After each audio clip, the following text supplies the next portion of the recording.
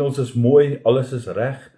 As julle my kan hoor, sê hallo. Kom ons groet 'n paar mense. Ons wag net vir 'n bietjie mense om op te klim. Deel die boodskap. Ek vra jou maar mooi, deel dit. Dit sal dalk vir iemand iets beteken. En ek glo en vertrou dat dit vir iemand wel iets sal beteken vanaand. Baie welkom elke een van julle saam met ons op ons blad Nou Limits Gesinskerk terwyl ek wag. As jy jeug het, as jy tieners het, asseblief laat hulle deel word van ons jeug op 'n Vrydag aand. Hulle doen 'n wonderlike mooi werk, ons jeugmense. Sondag het ons lekker erediens, ons het wonderlike Sondagskool. Ja, so kom wees deel. Dan klim die mense op tuis, goeienaand. Hallo Getruida, hallo Esther, gaan dit goed met julle? Hallo Hannelie Marie, amper knoop my tong aan met jou naam. Hallo John, hallo Annie, goed met julle? Wonderlik. Yes, kas julle daar. Goeienaand Wendy. Sê vir my, ek maak net seker julle kan my almal lekker duidelik hoor. Yes, goeienaand Katie. Ek glo almal kan hoor.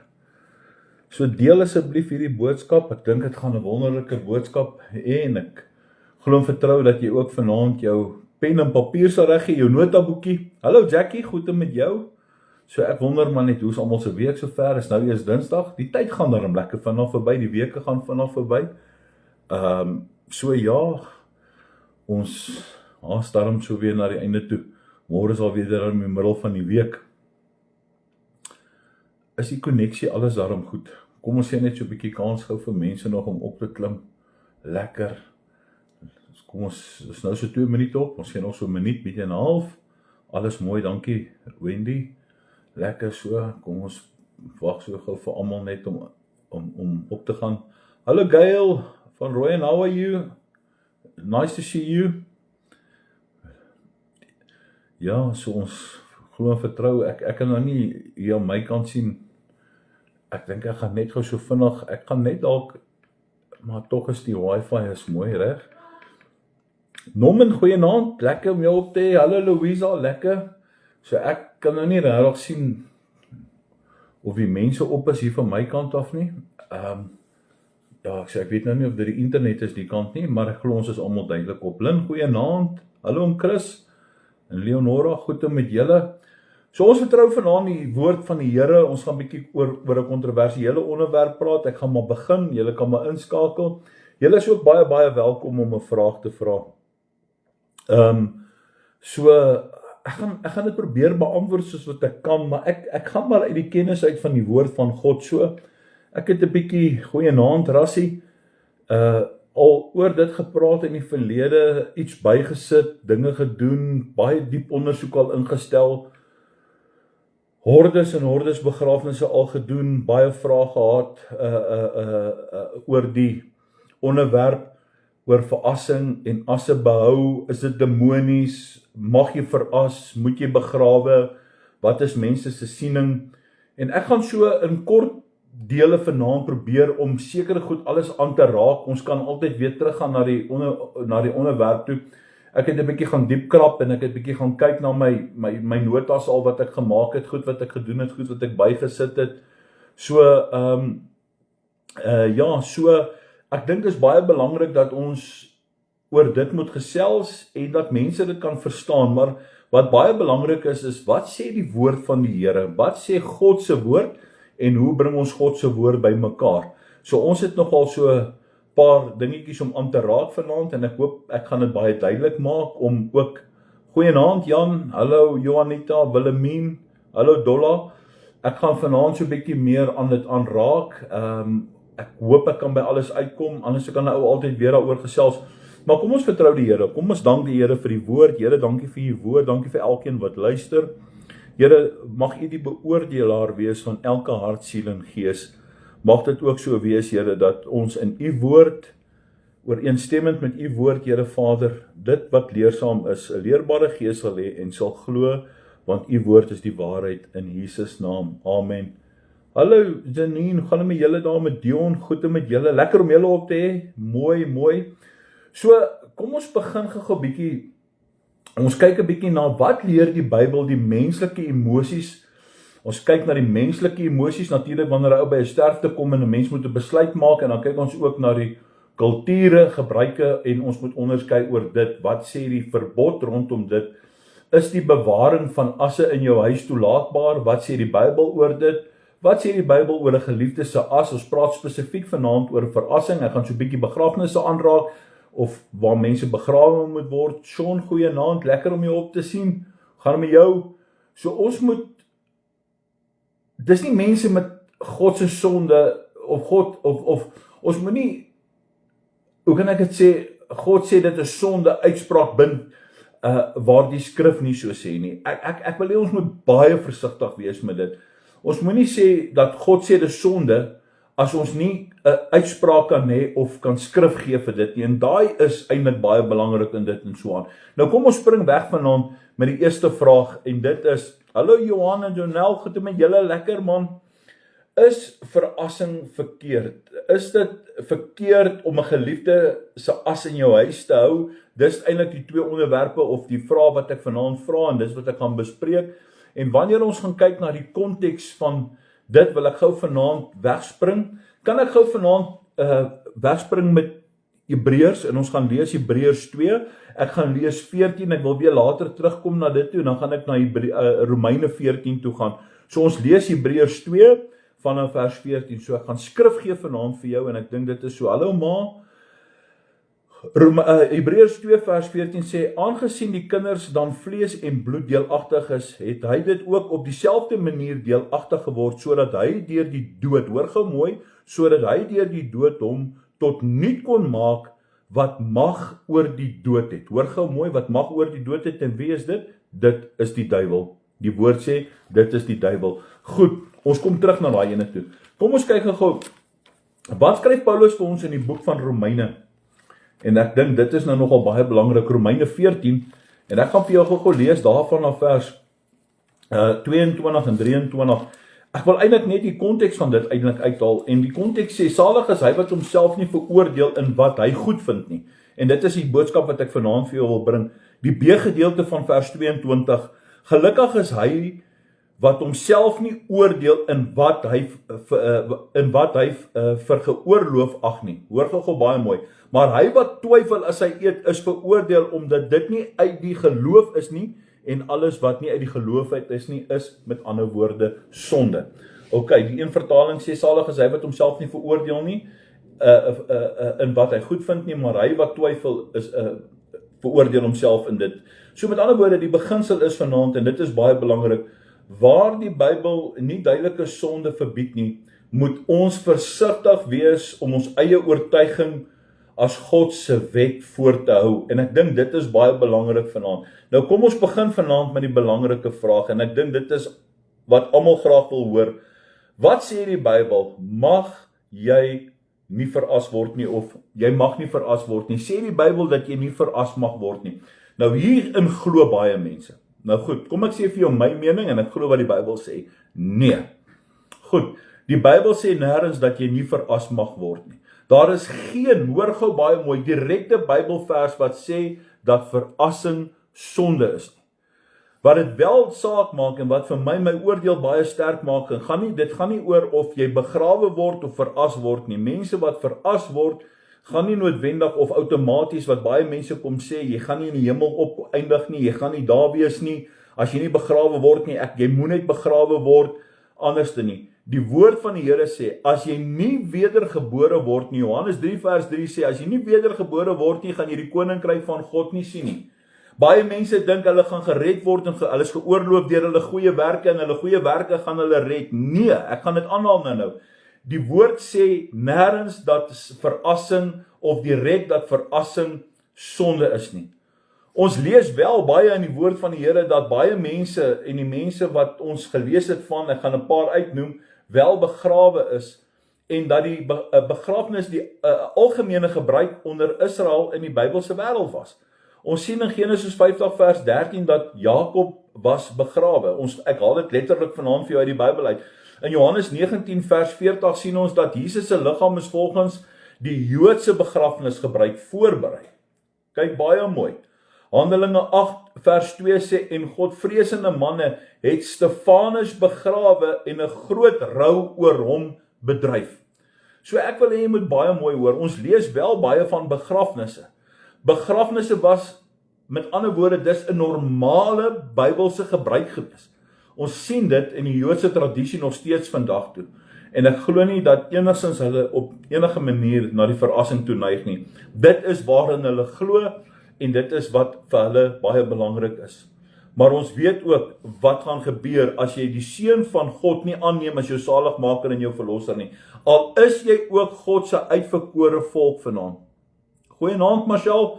Hallo Anne-Marie, Dix, goeienaand julle. Ek wil net kyk as daar nie 'n vraag is nie. Trek maar net my aandag as daar dalk 'n vraag is as ek dit iets sê, as jy iets wil weet.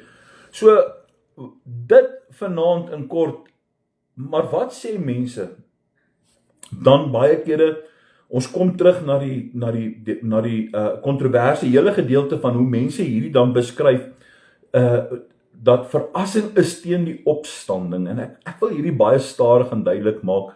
En hier moet ons ook baie versigtig wees. Party mense sê dan, hulle vra hierdie vraag, en ek het hierdie vraag baie gehad, ek het spesifiek hierdie vraag op my notas neergeskryf, hoe kan God iemand uit as opwek?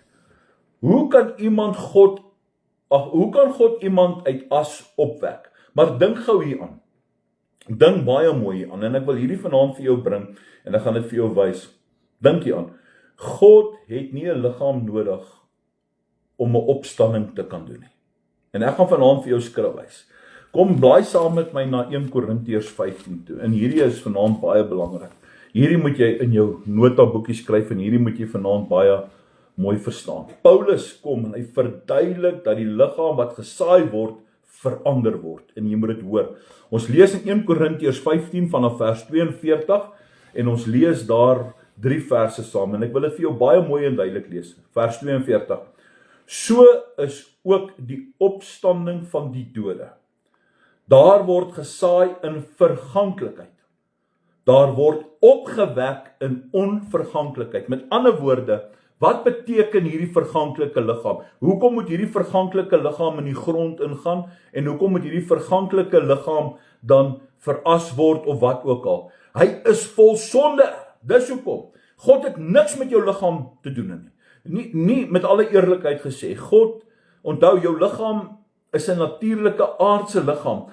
Jy moet dit verstaan. Dit is wat Paulus skryf. Dis die verganklikheid. So die liggaam ek gaan nou iets sê oor dit gaan terug na stof. OK, ek ran dit nou so 'n bietjie vooruit. Vers 43. Daar word gesaai in oneer. Hoor mooi. Daar word opgewek in heerlikheid.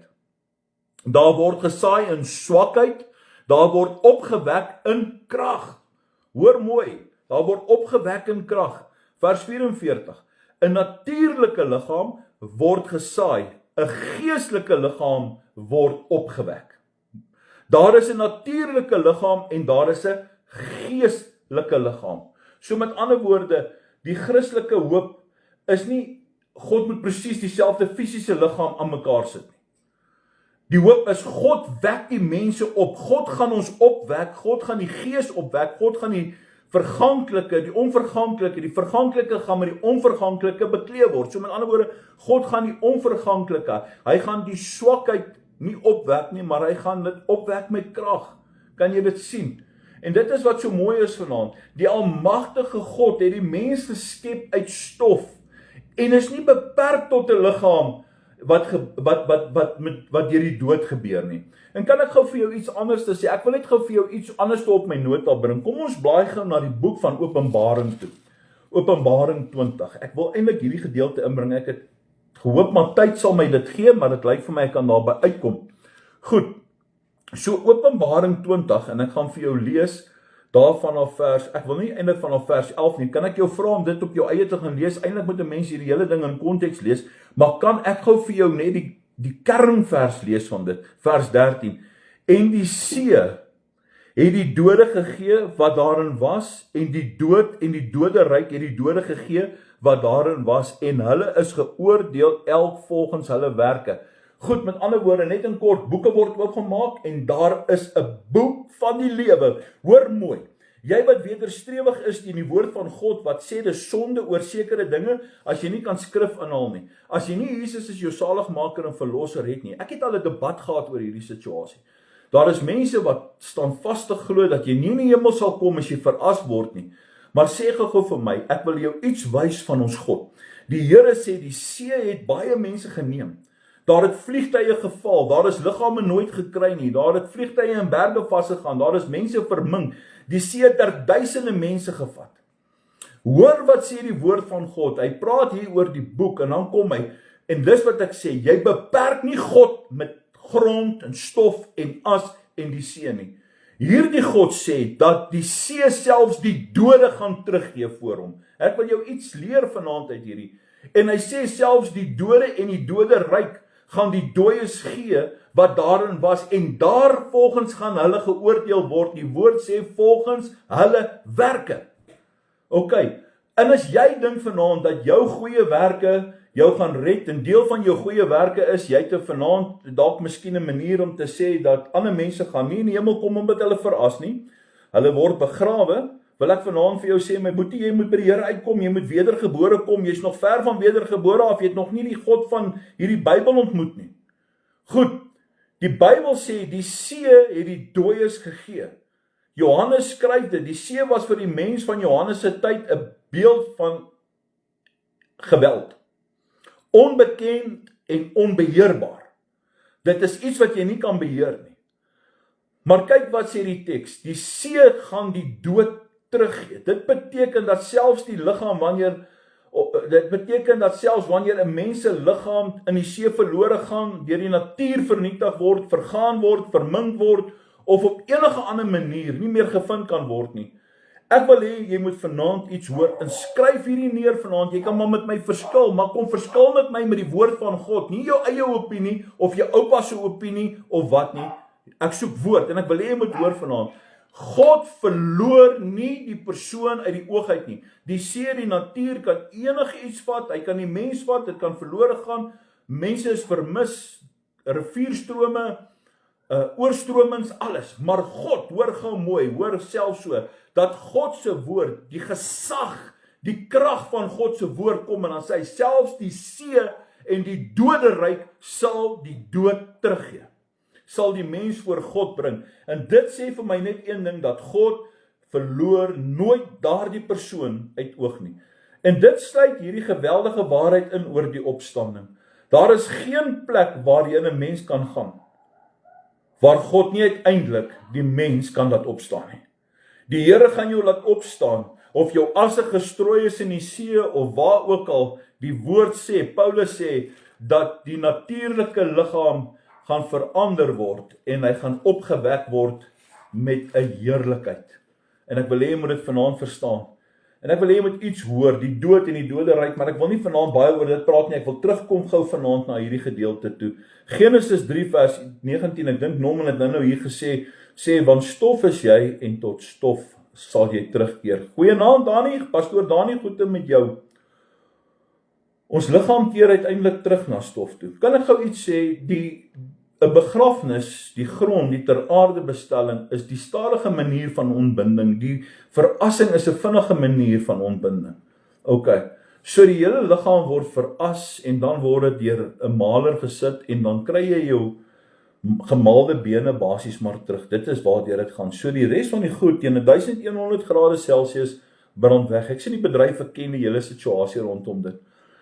Met ander woorde, verassing is nie iets wat die opstanding gaan ontken nie.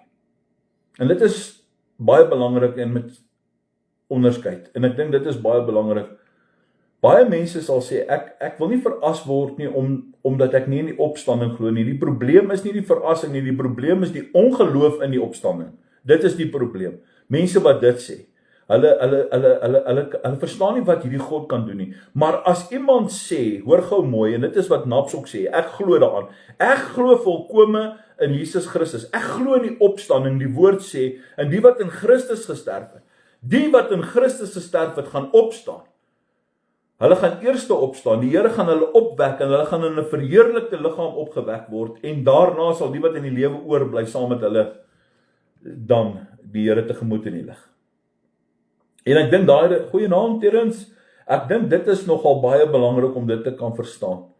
In eenvoudig uitkom baie mense, dan sê hulle, maar weet jy wat, jy sondig as jy veras word, jy sondig teen die wil van God, daar is nie so iets nie, ek weet nie, hoe kan hulle so 'n uitspraak maak, as dit nie 'n Bybelse uitspraak is nie.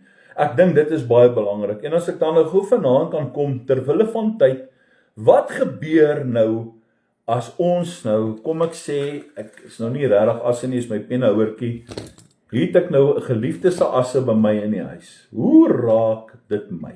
Hoe raak dit ons wanneer asse by jou in die huis is? Hier raak baie mense emosioneel, en 'n mens moet verstaan die emosionele kant oor dit. 'n Man wat sy vrou verloor het, 'n vrou wat 'n man verloor het, 'n ma wat 'n kind verloor het, 'n kind wat sy pa verloor het, sy ouers verloor het, en hulle het besluit, weet jy wat, vir nou of vir 'n tyd wil ek die asse by my in die huis hou. En die vraag is, en dit is op sigself, is dit op sigself dan sonde? En dit is wat ons vanaand wil bespreek. En ek dink dit is seker een van die belangrikste dinge wat 'n mens na moet kyk, en ek wil hierdie vanaand weer eens verduidelik. Kom ek vat gou 'n sluk water. Goed. Daar is geen direkte skrif wat sê dat dit sonde is om die as van 'n geliefde in jou huis te hou nie. OK.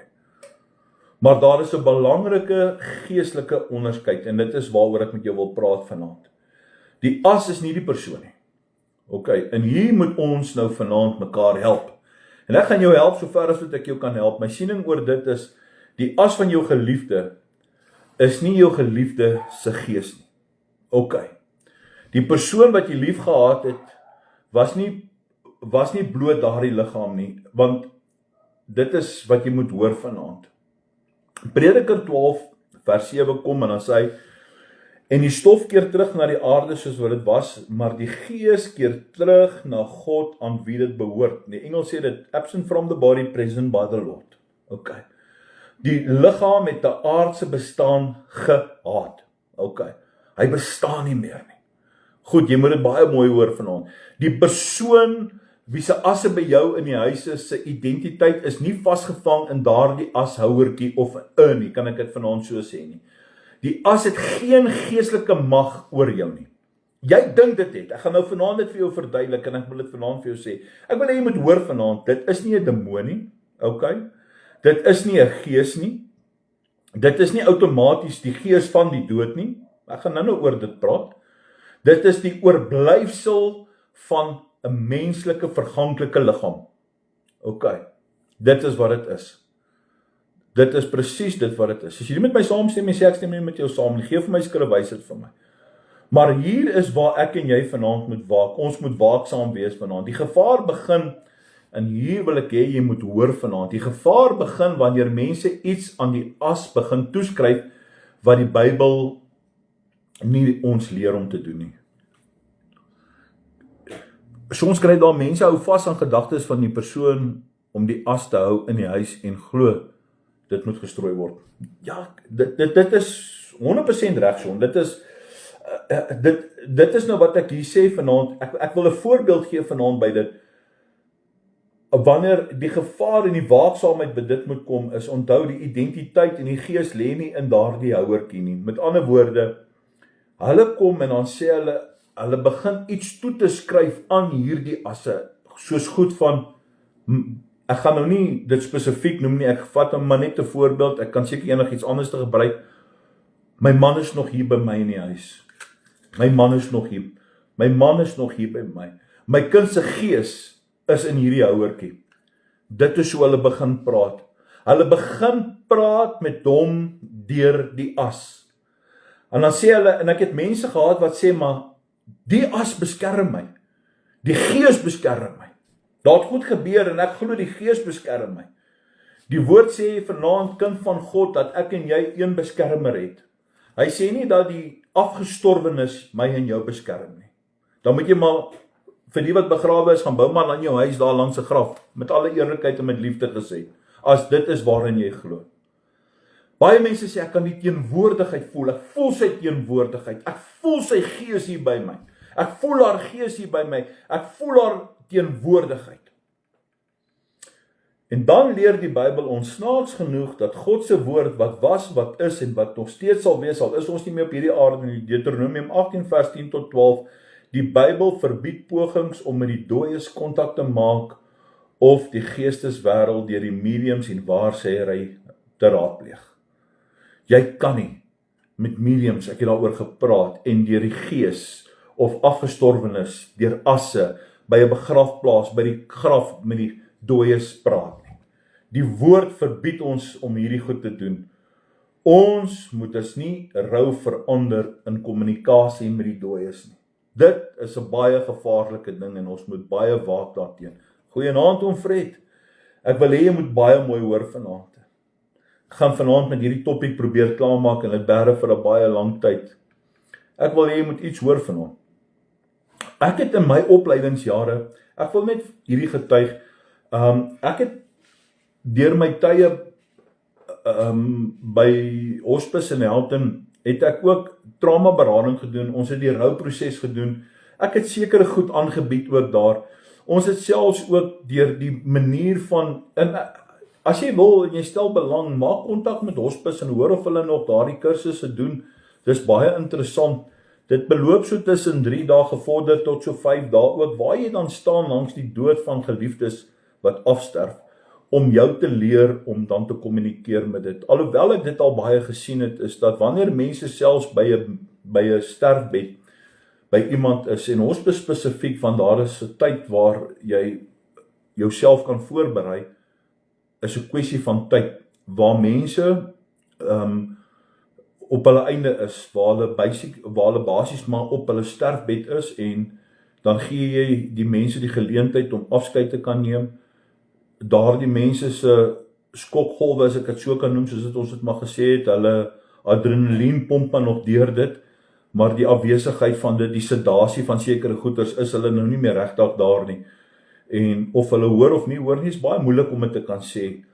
En alhoewel mense hulle self voorberei vir hierdie goeters, wanneer daai persoon sy asem uitblaas en wanneer dit daarby is, en hulle sit die stetoskoop op en hoor dit, en is dan die finale totsiens, dan is daar 'n emosionele skokterapie wat binne in hierdie mense gaan. So met ander woorde, die dood bly altyd 'n skok. Ongeag of jy jouself voorberei daarvoor, ongeag hoe mense dit kyk daarna, dit bly altyd 'n skok. So, as jy so belangstel, maak kontak met Hospice, en dit sal goed wees as om dit so te doen, want 'n deel van die dood en trauma berading, om die dood te kan verstaan, om te kan verstaan dat 'n mens deur ook die goed gaan. Ek het ook die sielkunde gedoen in die begrafnisbedryf rondom rouprosesse, en te kan verstaan hoe mense is, veral wanneer dit kom by onnatuurlike sterftes, die skielike dood, die dood wat, jy gaan vanmôre uit, jy is gesond, en jy sterf in 'n karongeluk, of in 'n motorfietsongeluk, of jy is op 'n verkeerde tyd, 'n verkeerde plek, en jy word doodgeskiet, of in 'n rooftog, of wat ook al, alle onnatuurlike goed. Dit bring 'n trauma berading of 'n trauma skok in mense se liggame, en dan daardeur moet 'n mens gaan. So, met ander woorde, jou emosie is nie 'n bewys van 'n geestelike teenwoordigheid nie. En hier is baie belangrik vir mense wat rou, en dit is wat jy moet doen. Jy gaan en sal altyd daardie persoon verskriklik mis, en jy kan voel, dis asof daardie persoon by jou is in die huis, en dit kan vir jou voel of daardie persoon langs jou staan, en jy droom van daardie persoon, of jy ruik nog steeds hulle parfum, hulle deodorant in hulle goeders en so aan. En dit beteken nie noodwendig altyd dat daardie persoon se gees in die huis is nie. En ek wil hê jy moet iets verstaan vandag, die rou bring iets anders, dit beïnvloed jou emosies, dit beïnvloed jou herinneringe, jou drome en jou persepsie rondom daardie persoon. En dit is baie belangrik wat jy moet besef. En ons moet mense nie bang maak deur elke emosionele ervaring om dit as demonies te verklaar nie. Goed, wanneer word dit demonies? Die oomblikke wanneer 'n mens daardie persoon raadpleeg, ek wil ook nou nie sê dis regtig seker demonies nie, maar dit kan later aan vir jou begin deure oopmaak, dat jy begin erg voel oor die goed. As jy gaan kyk na ook die sataniese mense, die die brekinge van goeders, asmure waar hulle gaan, om daardie asse letterlik te rook en dit te offer en goeders te doen. Ons het so 'n paar jaar terug, was daar 'n groot skandaal in die Primrose begrafplaas, waar ons ook dan betrokke was, waar ons die skywing moes gedoen het, waar hulle al daardie goed uitgebreek het, en die asse gestrooi het, hulle die pantograaf gemaak van die asse, hulle het goed gedoen daar, hulle het hulle rituele gedoen, en dit is alles te doen met die dood, dit het te doen met asse, dit is menslike oorskot, dit is nie gees nie. Hulle roep geeste op, hulle kommunikeer deur die dooies, hulle glo, en dit is presies waaroor ek nou met vir jou gelees het in Hebreërs 2, waarmee ons begin het, waar hy gesê het, dat hy wat mag het oor die dood, en dit is die duiwel. Goed, so jy moet nou vir jouself gaan kyk, en die Bybel self sê vir ons werklik wat die rou is, en ons sien dit in Johannes 11 vers 35, dat Jesus het geween, Lazarus was dood, dit was sy vriend, en Jesus het geweet, hy gaan hom opwek. Hy het gesê, Vader, hierdeur wil ek U verheerlik om vir hulle te wys dat ek die seun van U is, en ek gaan Lazarus opwek. Hy het geweet, hy gaan hom opwek. Maar Jesus het nog steeds gehuil, dis natuurlik die emosies van 'n rouproses. En hier leer ons dan iets ook baie geweldig uit die woord uit. Jy kan geloof hê, en jy kan steeds huil. Dit is belangrik. Jy kan glo in die opstanding. Jy kan glo dat mense en jou geliefdes by die voete van die Here Jesus is. Jy weet daai persoon is by die Here, maar jy kan nog steeds huil. Jy kan nog steeds rou. Jy kan nog steeds daardie geliefde mis. Definitief, jy kan. Jy kan weet iemand is by die Here, maar daardie stoel is leeg. En jy ervaar daardie leë stoel in jou huis. Jy ervaar daardie stem is stil. Rou is nie ongeloof nie. Ek wil hê jy moet dit baie mooi hoor. Rou is nie ongeloof nie. Rou, elke mens werk deur rou op sy eie tyd. Maar ek sê weer eens, ek kom vanaand terug by die krag en die kruks van dit, en ek wil jou terugvat na daardie toe. Hoor gou baie mooi. Gaan lees dit. Gaan werk deur dit. Gaan werk deur die boek van 1 Korintiërs 15. Gaan kyk wat sê 1 Korintiërs 15. Ek wil dit weer vanaand vir jou sê. Ons moet verstaan oor die opstanding van die dood, en dit word gesaai in die verganklike, daar word opgewek in die onverganklike. Okay, daar word gesaai in oneer. Okay, maar daar word opgewek in heerlikheid. En daar word gesaai in swakheid. En dan hier in die einde van Openbaring kom die Here, en dan praat hy oor die nuwe stad, dan praat oor die nuwe hemel en die nuwe aarde. En prys God, dank die Here daarvoor, wanneer ons daar by ons is, sê die woord, daar sal nooit weer dood wees nie. Dis God se beplanning. So ons sal nooit weer deur hierdie rouproses in ons lewe hoef te gaan nie. Ons sal dit nooit weer ervaar nie. Ons sal nooit weer met dood te doen kry nie. En ons sien dit. Ons sien ook, Jesus het nie mense beskaamd oor hulle hartseer nie. Wanneer die hartseer is, toe Maria gehuil het, toe Jesus haar sien ween, wat het Jesus gedoen? Hoe het hy gereageer? Het hy vir haar gesê, ag, hou nou op, huil, jy het mos geloof. Nee, dis nie wat Jesus gesê het nie. Nee, hy kom juis en dan tree hy vir ons in wanneer ons hierdie pyn ervaar. Daarom moet die kerk baie versigtig wees. Wanneer iemand hulle man of hulle vrou of hulle kind verloor het, moet ons nie eers sê, jy mag nie die as in die huis hou nie. Ek sê altyd, en ek sien dit by mense, wanneer jy die as daai het, is dit nie 'n probleem nie, die probleem is dat een of ander tyd begin jy met hierdie persoon kommunikeer. Een of ander tyd begin jy te glo dat hierdie persoon jou beskerm, of hulle waak oor jou, of jy begin met hulle te praat. Daai is nie van God nie. Daai moet ons baie versigtig wees. Ek wil vanaand eerder vir jou sê dat ons moet eerder vanaand vra, en ek maak hiermee klaar. Hoe gaan dit met jou hart? Hoe gaan dit met jou hart? Want soms is die as nie die probleem nie, die wond van die hart is die probleem. Die geliefde wat dood is nie die probleem nie. Die as wat daar is nie die probleem nie. Maar die wond in die hart, dit is die probleem. En dit is wat 'n mens moet bedoen. Wanneer kan ons die bewaring van die as, wanneer kan die bewaring van die as dan ongesond word? Ek dink dit is iets wat 'n mens, nie omdat die as demonies is nie, en ek wil hê jy moet dit baie mooi verstaan, maar omdat dit moontlik is, 'n mens kan verhinder word om deur die rouproses te beweeg. En ek dink byvoorbeeld, elke dag wanneer jy met hierdie asse praat, dit is asof die persoon self daar is, jy behandel selfs die persoon asof hy daar is, jy praat met die persoon se gees wat in die ashouertjie is, en baie mense sit kersse om, en hulle begin 'n ritueel te vorm om hierdie goeders, en hulle begin, as dit 'n verjaarsdag is, dan goed, daar neersit, geskenke daar neersit, asof die persoon se gees daar is. Nee. Dan is dit wanneer daar ingegryp moet word. Dit is dan nie met vrees nie, maar met waarheid, liefde en genade. En ek dink dit is dan wat 'n mens moet doen. Die Christen se troos is nie in die as nie. Ek wil hê jy moet vanaand, ek praat spesifiek vanaand oor verrassing. Ek praat vanaand spesifiek oor hulle wat hulle asse by die huis het. Die Christen se troos is nie in die as nie. En hier is die hart van die boodskap. Ek wil hê jy moet dit hoor vanaand. My troos is nie dat ek my geliefde se as in die huis het nie. My troos is in 1 Tessalonisense 4 vers 13 tot 14. Hoor wat sê die Here vir ons in daai gedeelte. Hy sê, maar broeders, susters, ek wil nie hê dat julle onkundig moet wees met die betrekking tot die ontslapenis, sodat julle treur soos die ander wat geen hoop het nie. En hier kom skryf Paulus vir ons hierdie. Sodat julle nie bedroef moet bly en bedroef moet word nie. Goed, ons het hoop. Ons hoop is nie in die in nie. Ons hoop is nie in die in nie. Ons hoop is in Jesus Christus.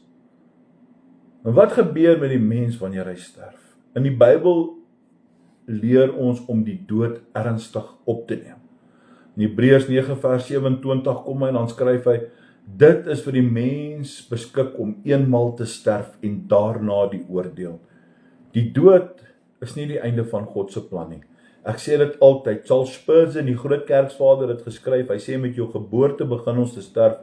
Dood is die einde van die sterfproses, dis nie die einde van dis die einde van die sterfproses, dis nie die einde van die dood.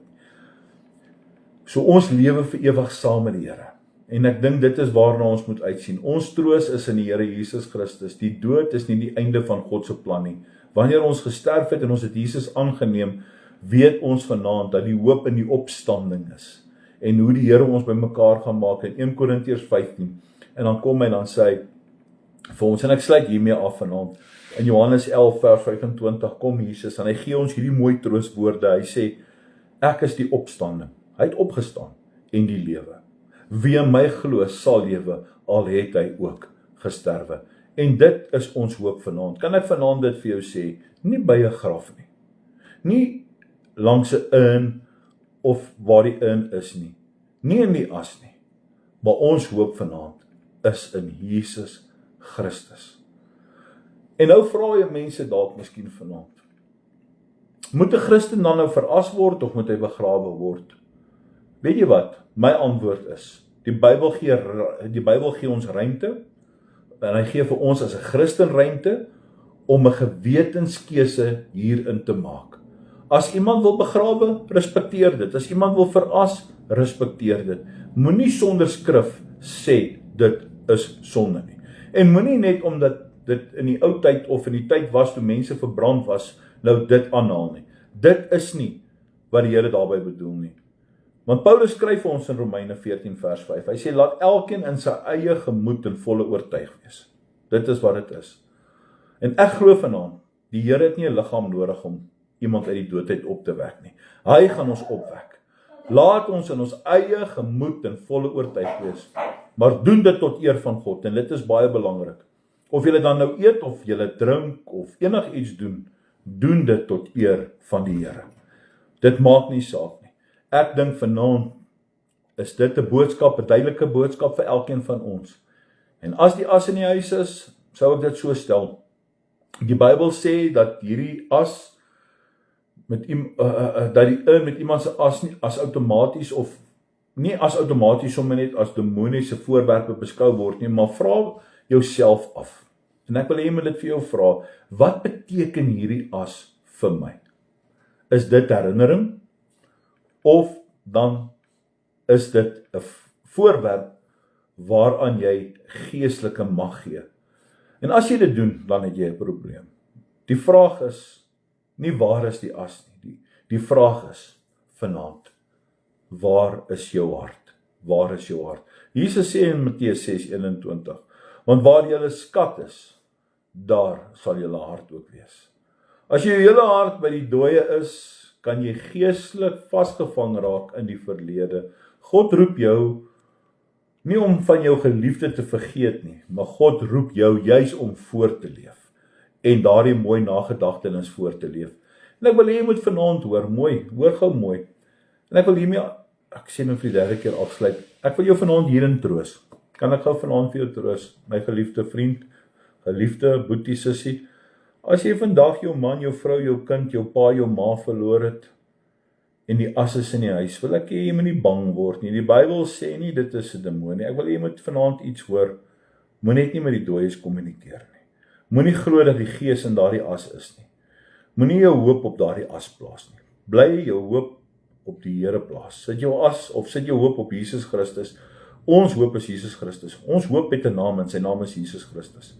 Want Jesus is gekom en hy het gesê, ek is die opstanding, eendag gaan die grafte oopgaan, daar gaan 'n geklank wees van die basuin, en eendag gaan die dode opgewek word. En daardie dag is baie, baie naby. Daardie dag gaan dit nie saak maak of jou liggaam dan begrawe is, of 'n as is, of jy nog in die aarde, of op die aarde is, lewendig is nie. Maak net seker dat jy Jesus Christus aangeneem het. God het ons geskep om te glo in die opstanding, in hom. Ek en jy heil, maar ons het doop. Ons mis iemand, maar ons weet nog steeds, Jesus is die opstanding en die lewe. Moenie jou geliefde aanbid nie.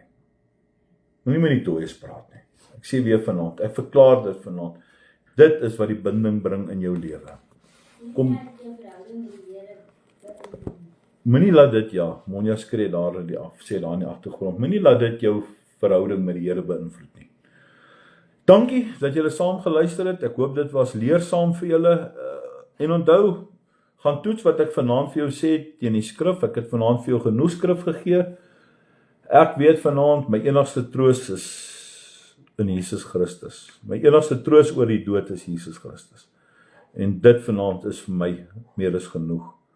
En ek dink ons moet 'n balans hê. Dit is 'n mooi balans tussen 'n rou, dit is 'n mooi balans tussen gemis, geween, en dan ook om aan te gaan met die lewe. Baie, baie dankie dat jy vanaand saam met my geluister het. Ek is opgewonde oor Sondag se boodskap. Julle sal nou die tema sien. Wendy sal die tema plaas. En God is goed. Kom ek groet gou vanaand 'n paar mense. Sê goeie, lekker slaap Esther. Dankie John, tuis, lekker slaap vir julle. Mag julle 'n geseënde nagrus hê. Mag die Here saam met julle wees. Dankie Dani, waardeer jou boodskappe soos altyd. Dankie vir jou ook my boetie, waardeer jou. Dankie dat jy saam geluister het. Die Here seën jou. Regtig uit my hart uit. Mag dit vir jou vrug wees. Baie dankie John. Dankie Sean. Lekker slaap my buddy. Julle moet lekker slaap vanaand. En luister om weer, deel dit, tag iemand daarby in. Elke mens ervaar dit, baie mense wil dit nie hoor nie, mense glo dit, maar onthou maar, ons kan nie God se woord verdraai en draai nie. Dankie ma moet ook lekker slaap. En Jesus like jou, kom ons sluit gou af. Here, dankie vir dankie vir vandag, dankie dat U die God is van lewe. Dankie dat U die opstanding is in die lewe. Dankie dat ons daardeur kan vashou. Dankie dat U die hoop is. Dankie dat ons hoop nie in die dooies is nie. Dankie dat ons eendag, Here, in 'n onverganklike liggaam bekleed gaan word. Dankie dat die Gees van die Here saam met ons is. Dankie, Here, dat ons eendag nooit weer hierdie pyn en hartseer ooit sal ervaar deur iets soos die dood nie. Dankie dat ons daarmee kan deel, daarmee kan klaarmaak. Dankie dat ons daarmee kan vrede maak. Dankie vir U woord. U woord is gebaseer op die waarheid. U woord is tweesnydend. U woord is skerper as 'n swaard, wat sny deur die murg en been, en daarin sal ons vashou. Ons het U lief in Jesus naam. Amen. Dankie julle, lekker slaap Johan. Dankie Dolla, julle moet ook lekker slaap. Jesus like julle.